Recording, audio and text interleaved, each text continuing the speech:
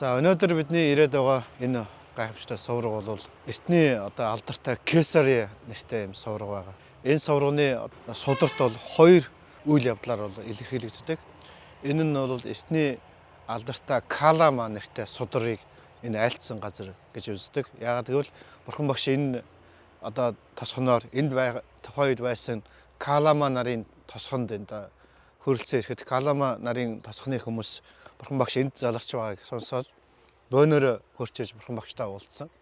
Тэгээ Бурхан багштай уулзаад ингээд манай энэ тосгоноор ирсэн хүн болгоно янз бүрийн шашны, янз бүрийн сүзэвсрэлтэй хүмүүс лам хуургууд ирээд өөрийгөө миний сургаал заасан сургаал хамгийн дээд нь миний сургаалыг дагах хэрэгтэй. Тэгээд би хийгээд миний шавнарт лам хуургуудад өгсөн өглөг илүү их буян болно. Гэх мэт энэ өөрийнхөө сургаалыг дээш нь өгүүлж бусад шашны бусад хүмүүсийн сургаал намайг доош нь хийж ингэж өгүүлдэг байсан. Тэгээ Бурхан багшаас ер нь ингээ ирсэн хүн болгоно өөрийнхөө дээшлээд бусдыг нь муулаад ингээд байх юм. Аль нь бид нэр алийг дагсан дээр вэ? Алийг нь сайн зөв сургаал ном гэж өцгөө гэдгийг асуухад Бурхан багш энд бол алдарт Калама судрыг айлтсан. Калама судар дээр Бурханы айлтсан судрын утгын гол утга нь юу вэ гэхээр та бүхэн хэн нэгний хэлсэн төдийхнөр битгий дагаж итгэж бишрээ. Олон хүн шүтэж биширч байна гэдгээр битгий дагаж бишрээ. Сударт айлтсан гэдгээр битгий дагаж бишрээ. Миний хүндэтэлдэг багш маань энийг дагдаг, энийг айлтдаг гэдэг тэрийг төдийхнөр битгий итгэж дагаж бишрээ. Харин өөрийнхөө учир шалтгаанаар тунгаан судалж үзээд, сайтар судлаад, учир шалтгааныхан үүднээс судлаад мөн тухайн зүйлийг биеэрээ туршиж үзээд аль нь үнэхээр бодиттой биеэр ач тустай, одоо хийгээд ирээдүйд ач тустай зөв байх нь гэдэг нь өөрөө сайн 100% тунгааж биеэрээ туулж мэдснийхээ дараа л хүлэн зөвшөөрөх хэрэгтэй. Түүнээс биш Бурхан айлтсан гэдэг ч юм уу, сударт айлтсан ч гэдэг ч юм уу. Манай багш маань энийг ингэж айлддаг юм аа. Манай уламжлалт, манай шашны урсгалд ингэж айлддаг гэдгээр нь мухар сүсгээр хүлэн зөвшөөрөхгүй байх хэрэгтэй гэдгийг бол айлтсан энэ Кесаригийн тэр газрыг, тэр Калама, алдарт Калама судрыг айлтсан газар учраас энэ газартаар бол хойч үед хүмүүс бол сувраг босгосон. Манай тэр үлийг тэмдэглэж сувраг босгосон.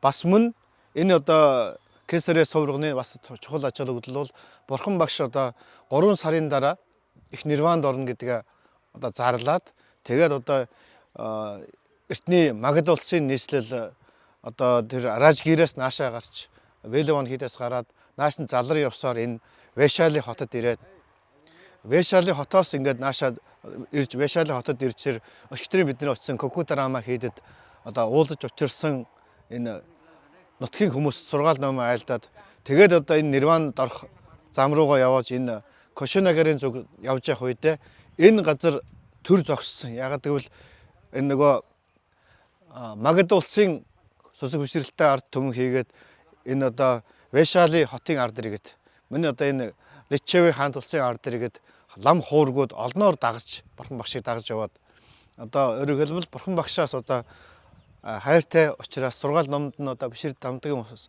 Бурхан багшийг сүүлчийн харж байна гэдэгтээ их харамсаж болж игэл хаана очиж явна тэр газар хүртэл хамт явахаар эцсийн мөч хүртэл хамт явахаар ингэж бүгдээрээ асар олуулаад дагаж ирсэн. Тэгэд Бурхан багш энд энэ Кесаригийн энэ суврагны энэ байсан энэ газар төр зогсоод тэр хүмүүсд эндээс буцах хэрэгтэй гэдгийг өгүүлэхэд тэр хүмүүс бас буцахгүй байсан. Тэгэхэд өөрийнхөө анх гэгэрсний дараа модны иргэн тойронд 7-49 хоног өнгөрөөсөн тэр модны доор Тапус Баллика нарын өргөсөн хоолыг зооглох гэхдээ бадарыг байхгүй байсан учраас юунд авахаа бодож байх оронд Индр тэнгэрийн бэлгэлсэн алт мөнгө 3 төрлийн өрсөн бадар аягуудыг шидийн хүчээр нэгтгэхэд тэр бадар аягийг Бурхан багш хэрэглэж байсан.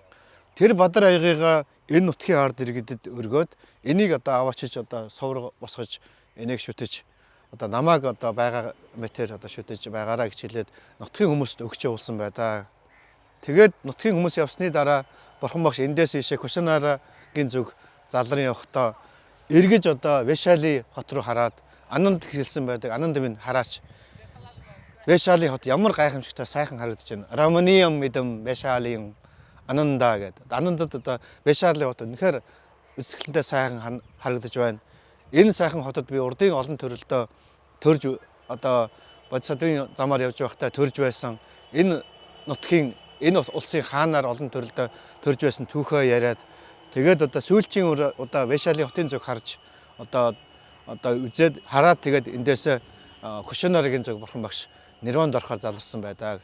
Тэгэхээр энэ түүхэн газрыг одоо магадгүй тэр Калама сутрын айлтсан гэдгээр нь мань дараа нь бурхан багш одоо энэ Вэшалийн хотын ард иргэдийг эндээс буцааж тэр өөрийнх нь одоо бадар аягыг өгч явуулсан түүхэн газрыг тэмдэглэж одоо энэ хойно харагдаж байгаа энэ сайхан суврагыг босгосон байна. Одоо энэ одоо нураагаад үлдсэн энэ анхнаасаа бол ямар гайхамшигтай юм том сувраг байсан нь бол одоо харагдана. Тэгэхээр яг энэ суврагны загвараар одоо Индонезид одоо Борборын тэр их гайхамшигтай суврагыг босгосон гэж үздэг. Тэгэхээр тэр эртний Индонезийн тэр суврагны одоо байгаа байдал нь бол яг энэний гадна одоо дизайн хэлбэр нь их ойролцоо байдаг. Тэгэхээр эндээс санаа авч босгосон байх магадaltaй. Тэгэхээр энэ гайхамшигтай сайхан судар айлтсан газар тэгээд энэ бурхан багшийн амьдралтай холбоотой ялангуяа Нирванд орохоор явж амьдралын сүүлчийн одоо хэдэн хоногудад тохиолдсон тэр үйл явдлуудыг сударт Махапаринирван сударт яг одоо энэ болсон үйл явдлыг айлтсан байдаг. Тэгэхээр энэ газар цаашдаа манай монголчууд маань одоо ирээдүйд одоо хүмүүс Монголоо энэгээр айлчилж явахдаа одоо Вэшалид очиж тэр Кукутарама хийд тэр Ашокын багн Анандын сувраг тэгээд тэр Личевийнхний бурхан багш зориулсан босгосон энэ анхны алдарт 8 суврагны нэгэнд одоо мөрөхөөс гадна ийшээгээ Кушнагар хотын зүг явахдаа бол замд байгаа. Энэ бол яг замд байгаа. Личевийн нийслэл одоо Вэшалийн хотоос гараад 45 км-т одоо энэ сайхан сувраг оршиж байна. Энд бас ирж мөргөж залбирч бас мөн энд одоо бурхан багш одоо айлцсан тэр алдарт Калама судрыг бас дотроо бодож ер нь одоо ямар нэгэн зүйлийг мухар сүсгээр хүлээж авах бол маш буруу. Ямар нэгэн болог маш цаг шинжлэх ухааны талаас нь судалж яаж багш хэлсэн гэдгээр нь сударт гардаг гэдгээр нь тийм ээ. Тэгэхээр шууд одоо мухар сүсгээр хүлээж авах биш. Одоо шинжлэх ухааны үндсэлтэйгээр сайн олон талаас нь судалж яаж өөрөө мэдчихэж биеэрээ онож байж хүлээж авах хэрэгтэй гэдгийг тэр үеийн түүхэнд бол энтхийн одоо философийн түүхэнд энтхийн одоо гүн ухааны тэр үеийн хөгжлийн түүхэнд бол ер нь голдуул одоо мухар сүсгээр шууд хүлээж ав. Тэгээд дараа нь бүх юм болно гэдэг айлдаг байсан. Бурхан багш эсрэгээр нь эхлээд чи өөрөө биеэрээ мэдэрчээж бурхан багш өөрөө хэлээд байна шүү дээ. Намаа хэлсэн гэж битгий хүлээн зөвшөөрөө. Бурхан айлцсан гэж биш. Сударт гардаг учраас шууд одоо хүлээн зөвшөөрөөд одоо мухар сүсгээр хүлээн зөвшөөрөх биш. Биеэрээ онжээж мэджээж итгэжээж тэгжээж одоо хүлээн зөвшөөрөө гэдэг энэ алдарт гайхамшигтай тухайн үеийн одоо ч гэсэн орчин үед бас яг л мухар сүсгээр бүх юм дагдаг хэвээр байгаа. Тэгвэл одоо тэр алдарт Калама судрыг энд ирэхдээ бол бас бодож тунгаа судлаад тэгээд цаашдаа бурхны заасан ном сургаалыг дагахтаа бол практик бяцлагын хийж биеэрээ мэдэрч онохэд одоо чухалчилж байх хэрэгтэй гэдгийг та бүхэндээ хэлье.